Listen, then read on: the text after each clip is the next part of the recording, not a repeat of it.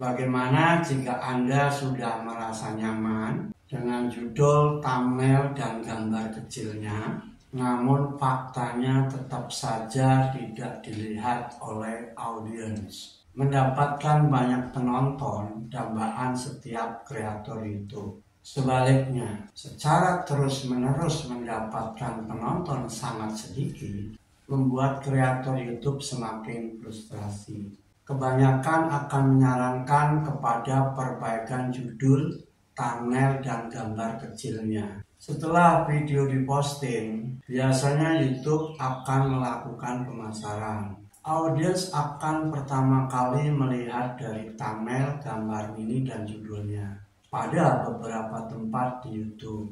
Ketika semakin banyak tayangan yang diterima, namun tidak mendapatkan klik tayang, dampaknya semakin kecil YouTube untuk merekomendasikan video.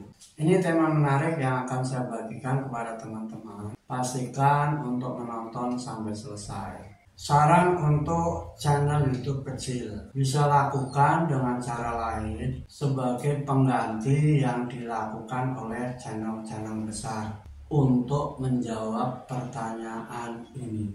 Channel-channel besar melakukan riset untuk mendapatkan jawaban sementara yang masih bersifat praduga karena masih harus terus dibuktikan kebenarannya.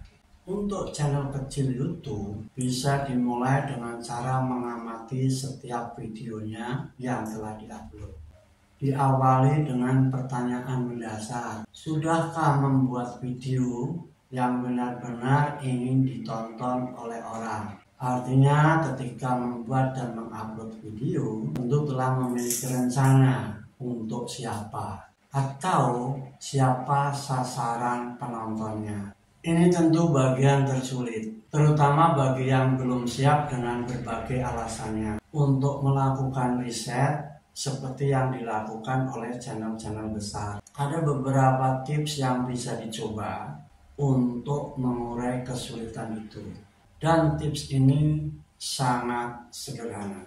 Belajar eksekusi di samping menonton video di YouTube untuk memperkaya pengetahuan, bisa memanfaatkan Google untuk mendapatkan pengetahuan baru yang terkait dengan tema channel. Tentunya tidak ada waktu lagi untuk melakukan hal-hal yang kontraproduktif, terutama untuk teman-teman yang single player, yang semuanya dilakukan sendiri. Bila belum mendapatkan hasil yang menggembirakan, pahami kembali dengan teliti pengetahuan barunya.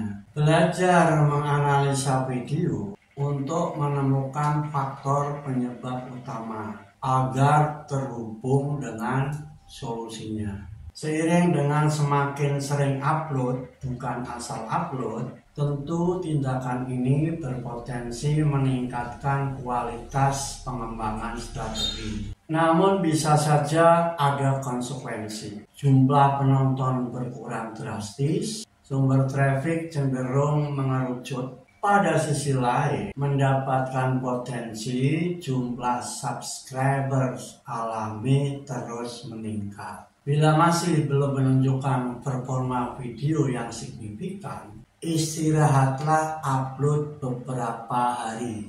Ketika video mendarat darurat, cadangan judul, thumbnail, dan gambar kecilnya menjadi berperan. Cukup membantu untuk mendukung video kembali ke rute tujuannya. Akan tetapi penambahan penayangan bukan karena disebabkan oleh faktor perubahan itu, tapi karena minat topik audiens yang senantiasa berubah-ubah. Sampai di sini semakin terbuka peluang. Tidak hanya mendapatkan 1000 subscribers pertama secara alami, namun lebih berpotensi dari itu. Alasannya sederhana.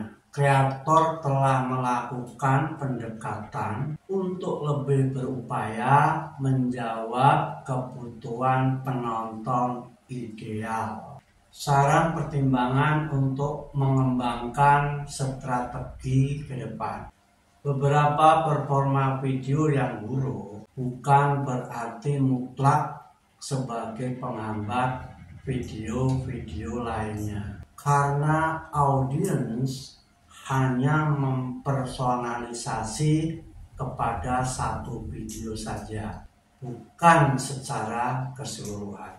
Tujuan posting di tab komunitas untuk berbagi minat kepada audiens yang memiliki pemikiran yang sama. Poin terakhir guys, ketika mendapatkan penonton ideal, bisa saja grafik performa video cenderung menukik tajam pada detik-detik awal. Kemungkinan besar disebabkan efek dari penonton baru yang berasal dari traffic, rekomendasi video, dan atau fitur jelajah.